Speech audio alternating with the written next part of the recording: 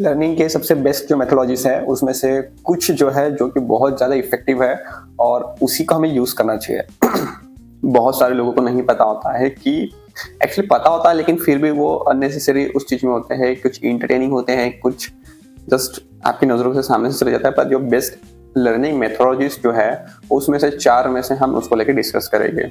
तो सबसे पहला जो लर्निंग मेथोडोलॉजी है वो है लिसनिंग, उसके बाद में है वॉचिंग, तीसरा है रीडिंग, चौथा है स्पीकिंग। इन चारों में से 2 ऐसे है, इसको 2 पार्ट में हम कैटेगराइज कर सकते हैं और 2 बहुत ज़्यादा इफ़ेक्टिव है।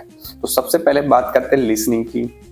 लिसनिंग ये एक टाइप का ऐसा लर्निंग है जिसमें कि आप डेटा को कंज्यूम कर रहे हैं, आप कुछ देख रहे हैं, आप कुछ ऑडियो फॉर्म में आपको सुन रहे हैं। तो इससे क्या होता है कि आपके ब्रेन को वो इंफॉर्मेशन मिलती है, उसको प्रोसेस नहीं कर पाता लेकिन हाँ, वो आपके कहीं न कहीं माइंड में वो रह जाता है। तो इस तरीके से आपकी जो लर्निंग है वो ऑडियो फॉर्म में होती है। लेकिन इसमें ना वन वे ऑफ लर्निंग है कि जो सोर्स है आपके वन वे साइड से आएगा। आपको सिर्फ कंज्यूम करेंगे, आप डेटा को ही कंज्यूम करेंगे। फिर उसके बाद आप उसको प्रोसेस कर पाएँगे, नहीं कर पाएँगे, आपको कितना याद रहेगा, इसके पीछे बहुत डिपेंड करता है कि आपके ब्रेन फंक्शन कैसे काम कर रहा है। तो ये है पहली लर्निंग। दूसरी जो है वॉचिंग, आप बहुत सारे विजुअल देख सकते हैं, ग्राफिक्स देख सकते हैं जिससे हम एक चीज़ों को अंडरस्टैंड जल्दी से कर पाते हैं। जो डेटा आपको टेबल फॉर्म में दिख रहा है वही डेटा को आप उसको डैशबोर्ड फॉर्म में, एनालिटिक्स के फॉर्म में और तरह-तरह के फॉर्मेट में आप देख सकते हैं। इससे आपकी लर्निंग उस टाइम पे आपको अंडरस्टेबल फास्ट होगा, पर स्टिल आपको कितनी देर तक के याद रहेगा इसकी भी कोई बहुत सीमा नहीं है, depend upon the brain function. तो ये जो 2 टाइप की लर्निंग जो बताए कि आपका वॉचिंग एंड लिसनिंग, ये दोनों टाइप में एक ही चीज़ कॉमन है और ये जो कॉमन है इसमें है कि आप हर बार डेटा को कंज्यूम कर रहे हैं, वो प्रोसेस हो पा रहा है कि नहीं पा रहा है, फिर वो डेटा सही से आपके ब्रेन में स्टोर हुआ कि नहीं और आपने उसको कितने अच्छे तरीके से प्रोसेस किया, इसकी कोई बेसिस नहीं है। डिपेंड अपन आपकी कितना आपका ब्रेन फ्रीली एक्टिव तरीके से उस चीज को ग्रैब करता है।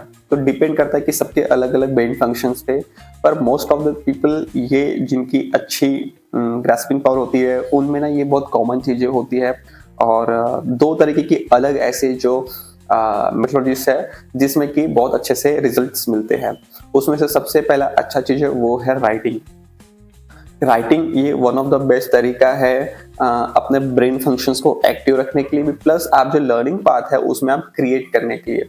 तो लर्निंग में मतलब लर्निंग में जैसे आप सुनते हैं, देखते हैं तो सिर्फ डेटा को आप कंज्यूम कर रहे हैं, पर राइटिंग में क्या होता है कि आप किसी इंफॉर्मेशन को देखने के बाद में जब आप उसको प्रोसेस कर रहे हैं, अब उसको आप राइटिंग फॉर्म में ले रहे हैं, जैसे कि आपने कुछ चीजें कंसेप्ट को याद रखा या कुछ चीजें, अब उसको आप रिटर्न में लिख रहे हैं तो आपकी वापस से रिवर्सल एक्टिविटी शुरू हो जाती है। ब्रेन उसको थोड़ा सा फंक्शन करने लगता है कि अब आपको क्या लिखना है, क्या ऐसी बात हुई थी जो आपको रिटर्न में रखना है। तो उस तरीके से आपका रिवर्स एक्शन में आपका ब्रेन फंक्शन करना काम शुरू करता है और इससे ब्रेन को एक एक्टिविटी मिल जाती है, इससे आपका ब्रेन एक्टिव फॉर्म पे काम करता है। तो ये one of the best learning part होता है। दूसरा है पब्लिक स्पीकिंग। स्पीकिंग बहुत अच्छी वन ऑफ द बेस्ट बोल सकते हैं कि फॉर्म ऑफ लर्निंग है, जिसमें कि आपने समझा फिर आपने उसको बोला। तो ऐसा नहीं कि बोलने के लिए कुछ भी बोल देगा, लेकिन बोलने के लिए पहले उसको माइंड में प्रोसेस करना पड़ेगा, क्लियरली उसको थिंक करना पड़ेगा, उसको इमेज करना पड़ेगा, देन उसके बाद में वो सिलेक्टिव वर्ड्स को पिक करेगा, उसके बाद में अपनी स्टोरी को बताएगा या जो भी चीज़ें उसको समझेगा उसको समझाएगा। तो कोशिश करिए कि ये जो 2 एक्टिव फॉर्म ऑफ लर्निंग है इसको ज़्यादा प्रायोरिटाइज करें। इससे चीज़ें आपको जब आप प्रैक्टिकली आप उसको फील करते हैं, उसको एक्सपीरियंस करते हैं, तब जाके आपकी जो माइंड के जो फंक्शंस है ना वो बेटर तरीके से काम कर पाते हैं और आपको चीज़ें बेटर तरीके से याद रहती हैं। तो कुछ भी आपने सिर्फ देखा तो उतना कुछ आपको याद नहीं रहेगा, लेकिन आपको स्पेसिफिक चीज़ें ही याद रहेगी। लेकिन इस तरीके से फॉर्म ऑफ मेथड में आप जब चेंज कर जाएंगे तो आपको काफ़ी लर्निंग की कुछ अच्छी हैबिट के साथ साथ आपको एक लॉन्ग टर्म तक के आपको वो जो कंसेप्ट है वो चीज़ आपको याद रहने लगी। इससे आपका जो ब्रेन भी है वो आपका एक्टिव फॉर्म में काम करते रहेगा। तो ये पूरी एक लर्निंग साइकिल है। आपने देखा, आपने सुना, फिर उसको देखा, देखा के बाद में आपने उसको लिखा, लिखने के बाद में आपने बोला।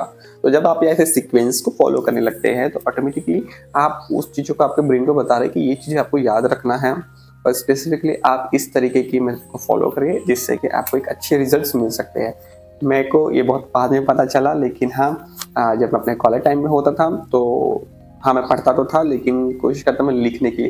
तो मेरे एक्टिव फंक्शंस को मैं एक्टिव करे कि हाँ मैं पढ़ाई में इतना भी अच्छा नहीं था, लेकिन हाँ मैं इस तरीके से फॉर्मेट में मैं यूज़ करता था। तो काफ़ी एक्टिव है, आप भी ट्राई करके देख सकते हैं। चलिए मिलते हैं।